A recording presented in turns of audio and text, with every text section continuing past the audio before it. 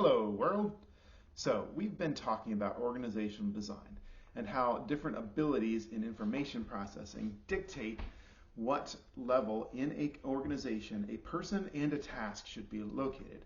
We've started with level 1, the frontline workers, and built our way up through level 4, which is the general manager, who usually has profit and loss accountability, but isn't necessarily spending their time working on the balance sheet, driving the long-term value of the organization.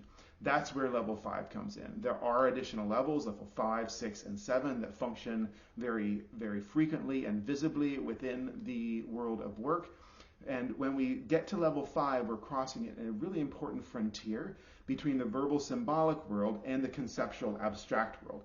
And this difference plays out, crossing this frontier plays out across different areas of human endeavor. There's a bit of a divide in career tracks, whether people are going into work that is within the organization or they're going into big picture work where they're dealing with global issues. There's a difference in consulting between management consulting, which is implementing best practices or systems within the layers of the company, or strategic consulting, such as famously the big three do, which is more how you're going to steer the organization within the entire market or on the global stage. There's a difference between small business, someone who's starting a small business, and someone who's starting a startup. Certain types of startups need to have a vision for how they're going to change the world in order to attract venture funding. And in order to do that, you're going to need a founder who is able to operate or convince people, look like they are operating at level 5 or above early in their life, which is challenging and rare. And that's why we assign large amounts of capital to these people that we believe are going to be able to function at a very high level. There's a difference between mid-sized corporations, mid-sized companies with a simple economic model, and large corporations with a global vision. Now, it's not just size. It can also be a smaller company, but can be something that wants to change the world.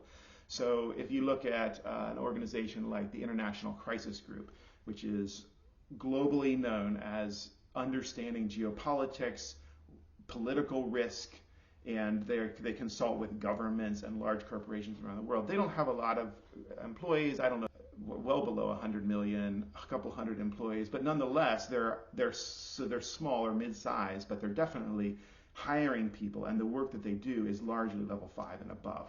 There's often also a difference in thinking, which we mentioned, and people who are lower, say level 2 and 3, talking to level 5 and above, their eyes will often glaze over, and they really have no understanding of what people are talking about. But then there's also a sort of magnetism, because when you're talking to someone who's thinking at a higher level, you can usually understand that they have access to a set of insights that you simply don't have access to. Or if you are at that level, that they are a peer in their thinking. And that intuition about levels of processing is something that people tend to have at every level. Both, is this person at my level, above my level, way above my level? That most of us are able to understand that somewhat, but this difference is more pronounced between 4 and 5, or between the verbal symbolic world and the conceptual abstract world. It becomes more pronounced and more visible.